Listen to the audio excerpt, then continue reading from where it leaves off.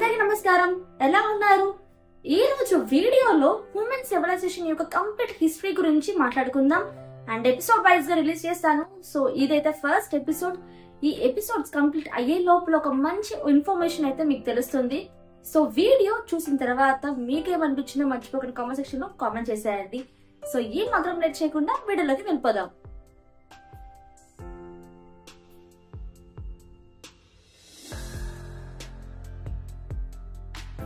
మన కథ చరిత్ర చాలా కాలం క్రితమే ప్రారంభమైంది. సుమారు 3 బిలియన్ ఇయర్స్ ఎగో. ఈ ప్రపంచం అనే చిన్న పెట్టి డిష్ లో మనం చిన్న అణువుల రూపంలో తేలుతూ ఉన్నాం. కాలం వేగంగా గడిచింది. సుమారు 6 మిలియన్ ఇయర్స్ ఎగో హోమినిడ్స్ అనే మనుషుల కుటుంబం మొదటిసారి ఉద్భవించాయి. 1.9 million years ago homo erectus ఆఫ్రికాను విడిచి ఇతర ప్రాంతాలను కాలనీకరించిన మొదటి జాతి. వీరికి తమ ప్రైమేట్స్ పూర్వీకులతో పోలిస్తే బిగ్ బ్రెయిన్స్ ఉన్నాయి. సుమారు 400,000 ఇయర్స్ ఎగో నియాండర్టల్స్ యొక్క మొదటి ఆధారాలు కనిపించాయి. వీరి శరీరాలు యూరోప్ మరియు పశ్చిమ ఆసియా వంటి చల్లని పరిసరాలకు అనుకూలంగా ఉండేవి. వీరి ప్రత్యేకమైన ముఖ లక్షణాలు అత్యంత మానవ నిర్మితమైనవి.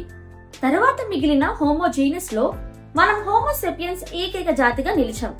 కానీ హోమోసెపియన్స్ ఎలా నాగరికత ద్వారా ప్రపంచానికి ఆధిపత్యం సాధించిందని తెలుసుకోవాలనుకుంటే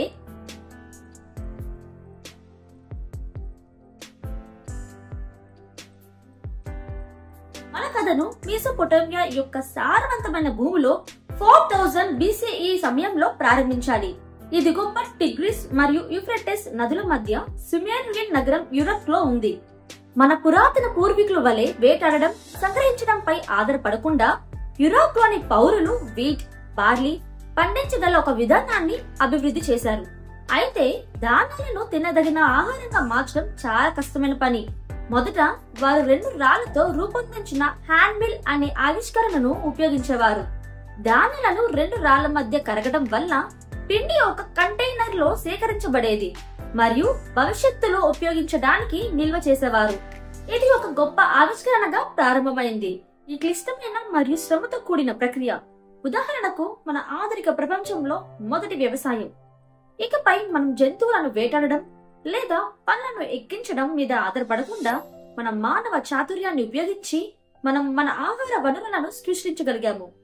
ఈ మార్పు యూరోప్ నగరాన్ని 50,000కి పైగా నివాసులను ఉన్న ప్రదేశంగా అభివృద్ధి చేయడానికి అనుమతించింది. అయితే ఈ మార్పు మనుషుల శరీర నిర్మాణంలో కూడా ప్రభావం చూపింది. పురుషుల హైట్ వచ్చేసరికి 5.9 నుండి 5.3కి తగ్గిపోయింది. అయితే స్త్రీల హైట్ వచ్చేసరికి 5.3 నుండి 5కి తగ్గిపోయింది. గతంలోని అద్భుత క్రీడాకారులుగా ఉండడం కంటే మనం చిన్న చూపు సాధారణ రైతులుగా మారిపోయాము. ప్రజలు కూడా స్థిరమైన భూములలో జీవిస్తూ మానవుడిగా ఉండే తత్వం స్వరూపాన్ని మార్చుకున్నారు. సుమారు 3000 BCE లో లెజెండ్ ప్రకారం గిల్గమేష్ అనే రాజు సుమేరియన్ ప్రాంతంలోని పాలన ప్రారంభించాడు. ప్రపంచంలోని మొదటి కవితలలో ఒకటి ఎరిక్ ఆఫ్ గిల్గమేష్. గిల్గమేష్ మరియు అతని అమరత్వాన్ని అందుకోవాలనే అన్వేషణ గురించి వివరిస్తుంది. అతను ఉట్నపిస్టిం అనే జ్ఞానవంతుడిని కలుస్తాడు.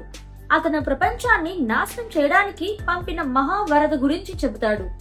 కవిత చివరిలో గిల్గమేష్ ఇలా అంటాడు: జీవితం కోసం మీరు వెతుకుతున్నా దానిని మీరు ఎప్పుడు పొందలేరు. దేవతలు మనుషులను సృష్టించినప్పుడు మరణం అతని భాగంగా ఇచ్చారు. జీవితం తమ చేతుల్లో ఉంచారు. అయితే 3000 BCE చివరిలో ఎకేడియన్ సుమేరియన్లను అపస్థాపించి సర్గోన్ ది గ్రేట్ అధికారంలోకి వచ్చి మొత్తం సుమేరియన్ ప్రాంతాన్ని జయించాడు. అదే సమయంలో ఆధునిక కాలంలో పాకిస్తాన్ లో ఉన్న ఇందస్ వ్యాలీలో కొత్త నాగరికత అభివృద్ధి చెందింది. ఇందస్ వ్యాలీ సివిలైజేషన్ వచ్చేసరికి 3300 నుండి 1300 BCE వరకు అత్యంత ఆధునిక మరుగుదొడ్ల వ్యవస్థకు ప్రసిద్ధి చెందింది.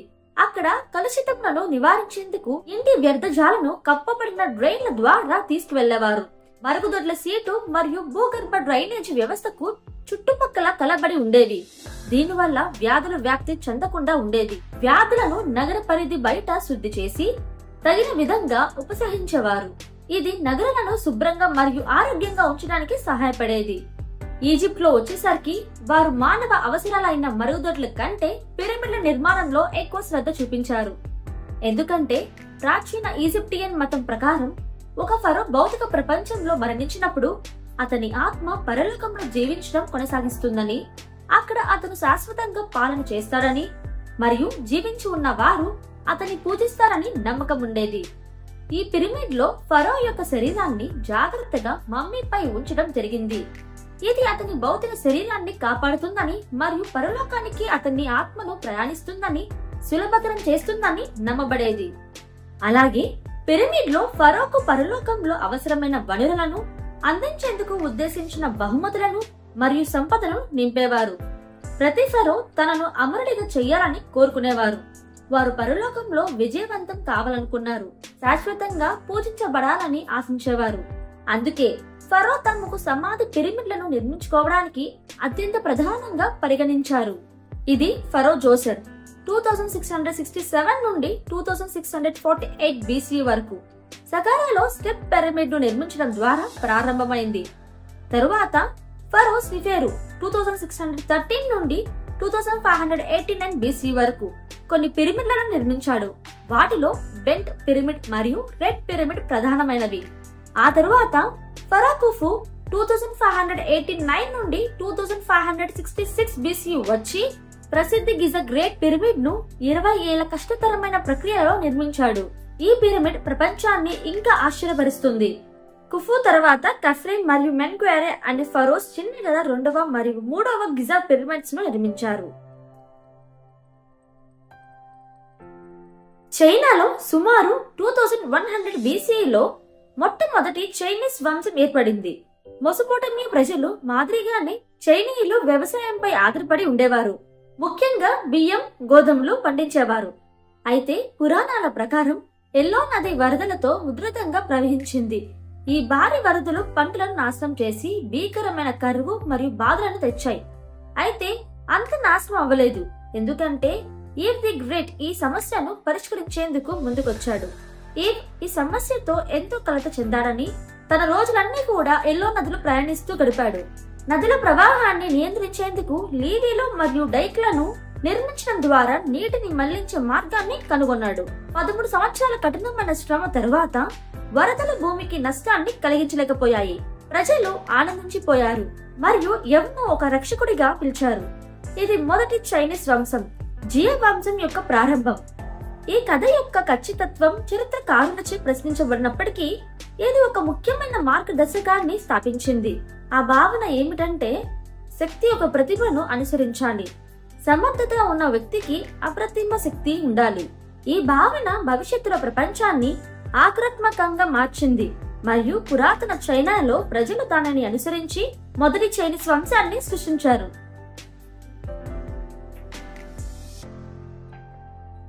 ఇక మెసొపొటేమియాలో 1772 BCలో బబులోనియన్ రాజు హమ్మరాబి అనే రాజు నేటిల వ్యవస్థకు ఆధారం పెట్టాడు.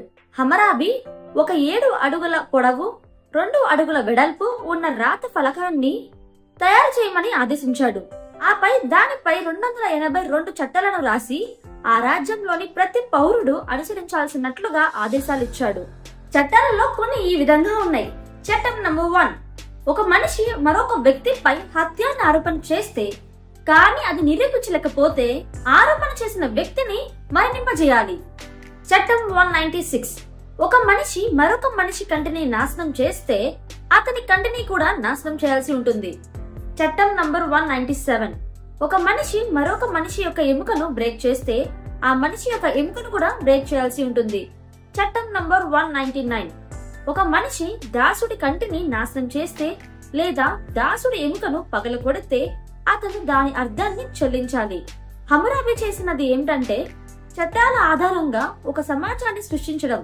అతను కఠినమైన చట్టాలను ఏర్పాటు చేసి ప్రజలను జీవితంలోని వివిధ కులాలలో భాగాలుగా విభజించాడు. ప్రతి ఒక్కరి విలువ, వారు ఏ తరగతిలో ఉన్నారో దాని ఆధారంగా వేరుగా నిర్ధారించబడింది. ప్రాచీన బబిలోన్లో సమానత్వం గురించి ఎలాంటి మాయ ఉండదు. బదులుగా ఒక నోబెల్స్ ఎముక విలువ ఒక ప్లిబియన్స్ కంటే ఎక్కువ మరియు అది ఒక స్లేవ్ కంటే ఎక్కువ విలువ కలిగి ఉంది. ఇది మనం చరిత్రలో ఎప్పుడో చూస్తూ ఉంటాం. మోడర్న్ డే టర్కీలో తక్కువగా తెలిసిన ఒక నాగరికత శక్తిని సాధించింది.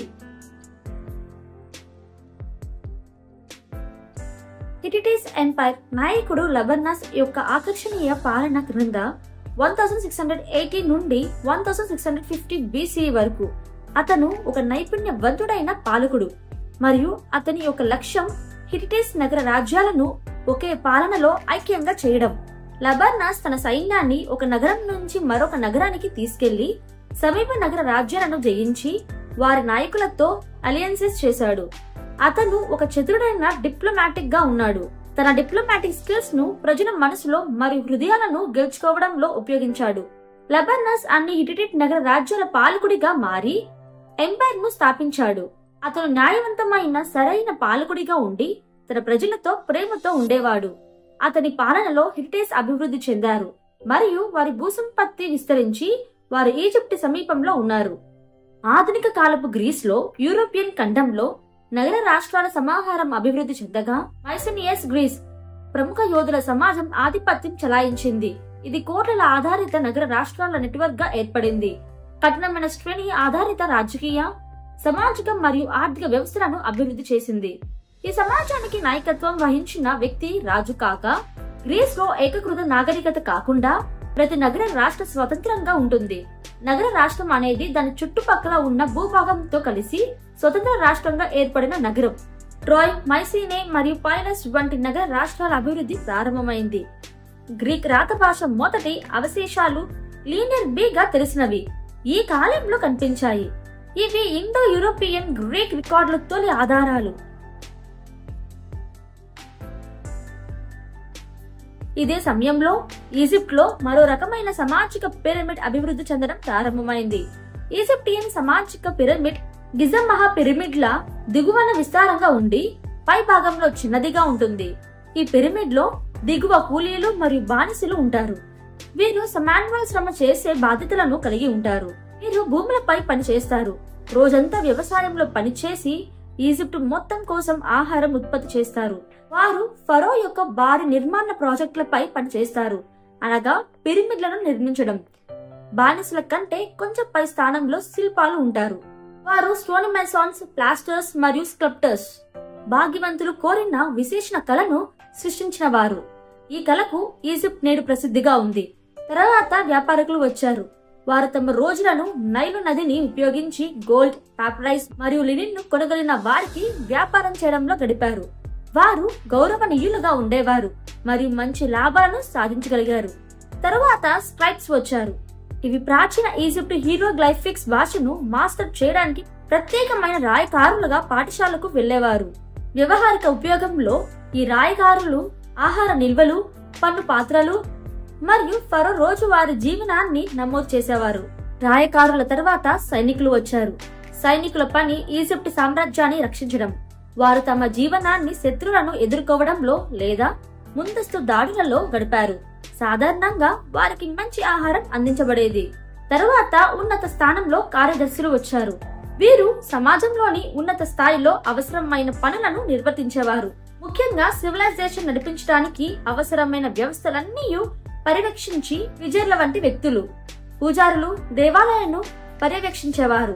దేవతలను పూజించడానికి అవసరమైన పనులు నిర్వహించేవారు. నోబెల్ సామ్రాజ్యంలోని ప్రత్యేక ప్రాంతాలను పర్యవేక్షించేవారు మరియు ఆ ప్రాంతాలలో శాంతిని కాపాడేవారు. అన్నిటికంటే అందరికీ ఉన్న ముఖ్యమైన లక్ష్యం ఫరోగా ఉండేది.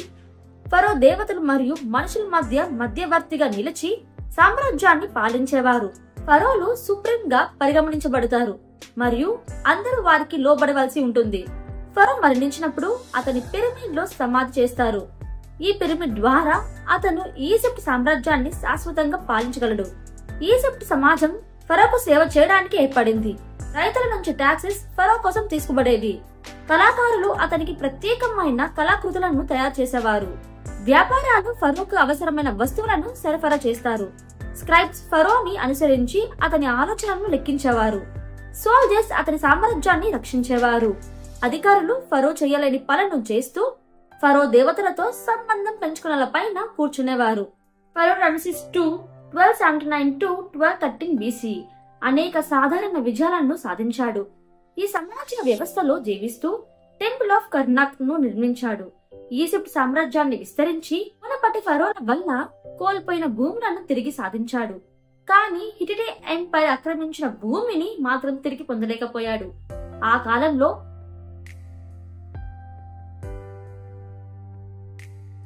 హిటిటిట్ రాజు మొట్వాలి II 1295 to 1272 BCE ఈజిప్ట్ పొరుగు ప్రాంతాలపై దాడి చేయడం ద్వారా కీర్తిని సంపాదించాడు. లబర్నస్ ఉదాహరణకు అనుసరించి మెట్వాల ప్రపంచాన్ని హిటిటిట్ పాలన క్రింద ఏకీకృతం చేయాలని అనుకున్నాడు. కానీ రమసెస్ కు అది తట్టుకోలేని విషయం అయింది.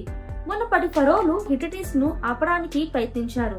కానీ రమసెస్ తన సామ్రాజ్యాన్ని విజయం సాధించాలంటే తిరగబడడం అవసరమని తెలుసుకున్నాడు. అతని లక్ష్యం క్రేడిష్ నగరం. రమసెస్ తన రథంపై 20,000 మంది సైనికులతో కూడిన 4 విభాగాలతో యుద్ధానికి సిద్ధమయ్యాడు.